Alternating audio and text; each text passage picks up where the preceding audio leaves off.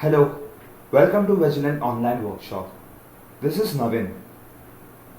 So the topic under discussion is registry hacking. Before we begin with registry hacking, let us first see what registry is. Now, registry is your system's database. It holds all the important information about your system's operating system, all the system related configuration, the settings, the options, even the changes that you bring in your PC. A part of it is reflected back in your registry. Now let us see what a registry looks like. To open your registry, go to run and type regedit, R-E-E-G, edit. It is the registry editor. So this is how your registry looks like. There are two panels, left and right. Your left panel has some folders. Now these folders are called keys in registry. So within a key you will find another set of keys, and within that another. These might keep on going, and as soon as you've reached the last one, you will find the contents within them in the right side panel, and these are known as the registry elements. The registry elements hold the important information. If you do anything in this, the change is reflected in your system. So registry hacking is basically tweaking your registry, changing your registry values in such a way that you can achieve something which is beyond the creator's original purpose. Like your system was supposed to do something and you're going beyond limits. That is what you're going to do with registry. Basically, you are going to optimize your system's performance using registry hacking. Now, let me show you a simple trick. This is your desktop context menu, right? So I'm going to add a shortcut for any app in this desktop context menu. Like suppose I am to add a shortcut for Notepad in this particular menu. Okay, for that you have to go to your registry, navigate to this particular path that I am about to show you now. HKey classes root, go to directory, within that go to background and then shell. The path is clearly mentioned over here. HKey classes root, directory, background, shell. Now within shell, create a key by the name Notepad. Name it whatever you want, like whichever app you wish to create, name it accordingly. Right click on Notepad, create another key within your Notepad, and this time name it command. Now this is mandatory. You have to name it command, all in small letters. The registry is very case sensitive. Certain things need to be done exactly the way they should be. So follow the steps I show you and then you're good to go. So far you've created a shortcut in your context menu. Now to complete this procedure, what you have to do is go to your C drive, Windows, System 32. Here you'll find the executable file of your Notepad. This is your notepad.exe file, your Notepad's executable file. Shift right click on it.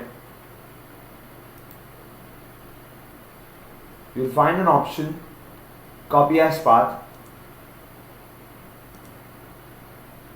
Go back to your registry, open the command, and you'll find the registry element in the right side panel. Click on it and paste your path over here. That's it. Clicking on notepad will open the notepad. For system pre-configured apps, you will find all the executable files in your C drive, Windows, System 32, and for other apps, just mention the path wherever you save it. Just mention the path, and then you are good to go. That was one trick. Now I'll show you another trick.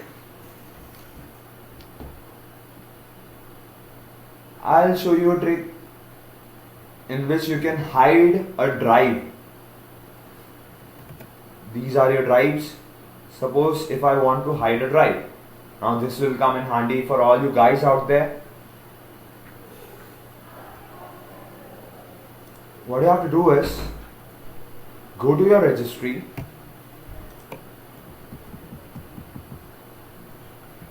Go to this particular path, HT local machine, software, Microsoft, Windows, current version, policies, and within that you are supposed to create a new key by the name Explorer. Now this should be as it is, I have told you. In the Explorer, create a new dword file.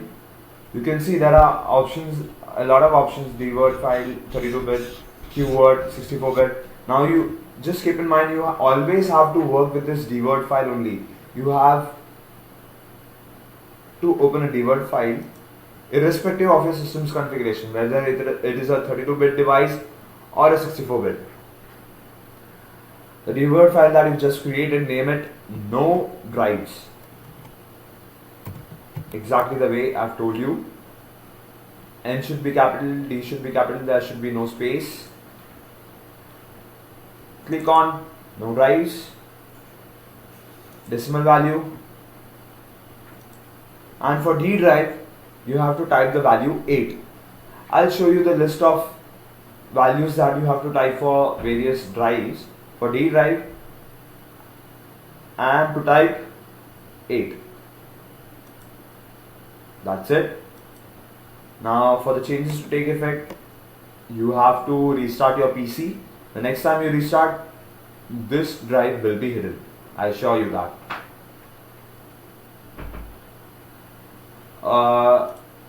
Now I'll give you the list of values. For C drive, type the value 4. For D drive, type the value 8.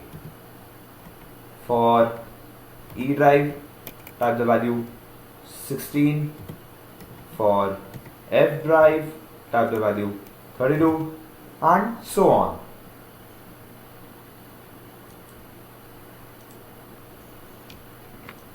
Do try this and you'll see the change. Just restart your PC and you'll see the change. Now I'll show you another trick. Now the trick that I'm about to show you is quite often used in corporate level. In companies, in huge companies, we have server rooms, the server computers. Suppose an intruder enters into that server room.